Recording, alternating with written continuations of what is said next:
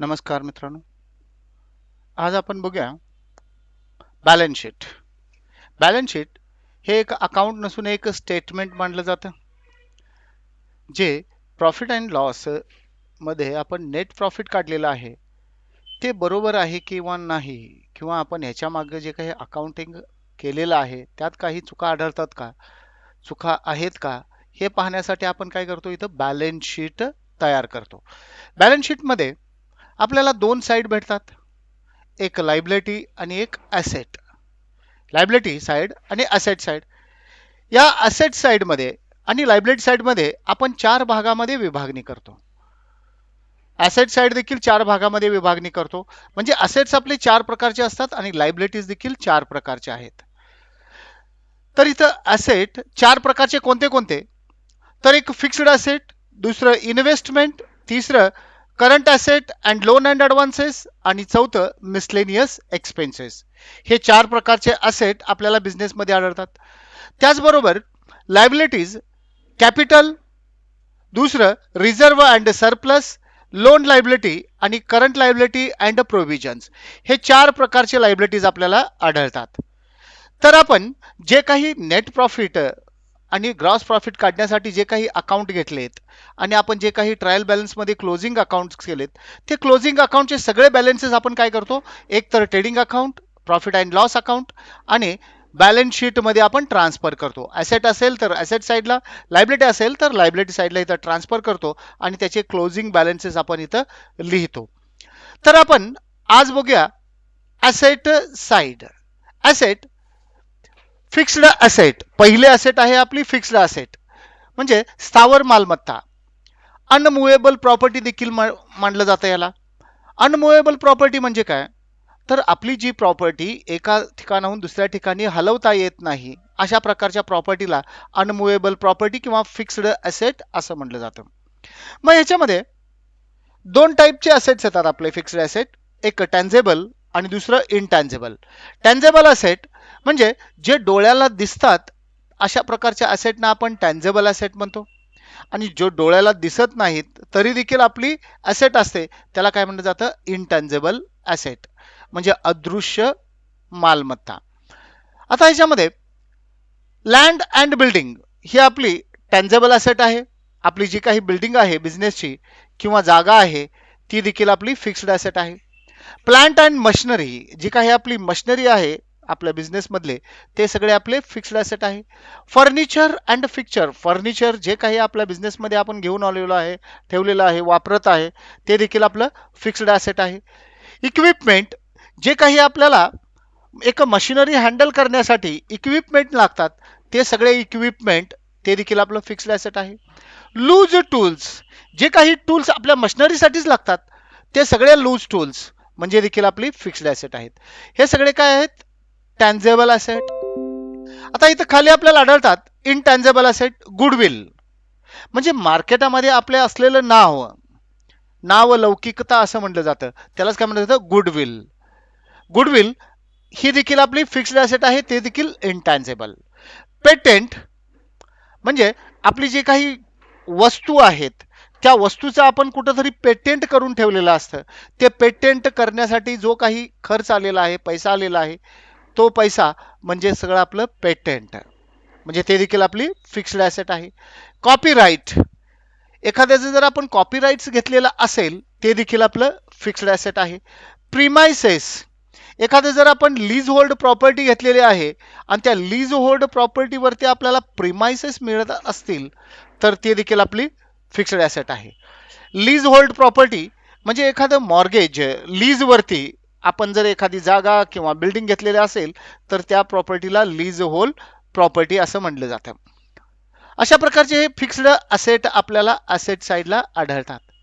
त्याचबरोबर investment, investment म्हणजे गुंतवणूक. गुंतवणूक, आपला बिझनेस खूप चांगला चाललेला आहे आणि त्या बिझनेस मधील काही पैसा तसाच पडून आहे, तर अशा प्रकारचा पैसा आपण काढून दुसऱ्या एखाद्या कंपनीमध्ये गुंतवतो. असे गुंतवलेली जी काही अमाऊंट आहे त्यालाच काय म्हणलं जातं, इन्व्हेस्टमेंट. इन्व्हेस्टमेंट, आपण जर गव्हर्नमेंट सिक्युरिटीमध्ये 8% गव्हर्नमेंट सिक्युरिटीज, 8% गव्हर्नमेंट सिक्युरिटीज, 8% जर गव्हर्नमेंट सिक्युरिटीज आपण परचेस केलेला असेल तर इन्व्हेस्टमेंट मध्ये आपण इथं दाखवतो.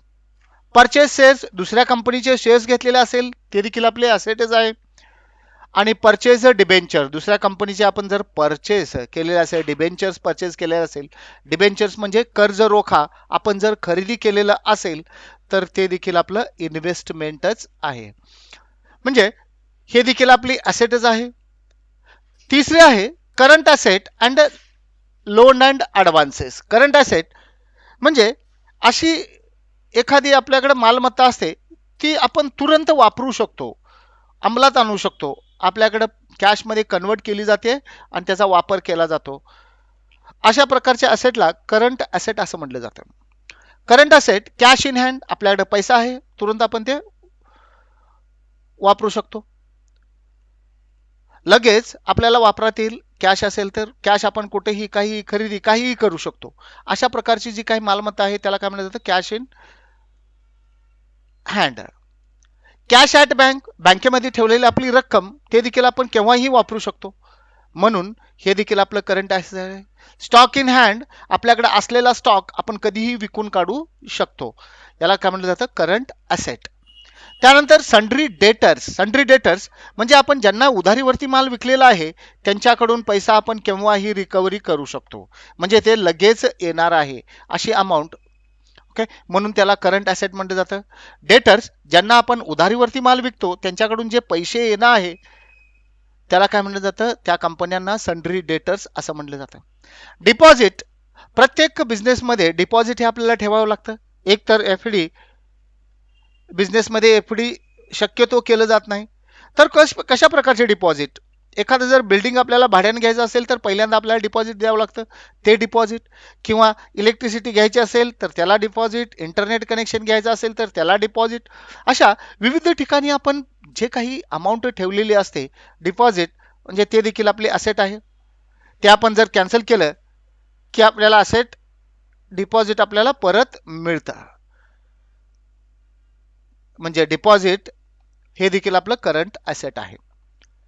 लोन अँड ॲडव्हान्सेस म्हणजे वर्कर्सना आपण दिलेलं लोन किंवा दिलेला ॲडव्हान्स असेल तर ते देखील आपलं करंट ॲसेट आहे. लोन अँड ॲडव्हान्सेस हे आपलं काय आहे, करंट ॲसेट.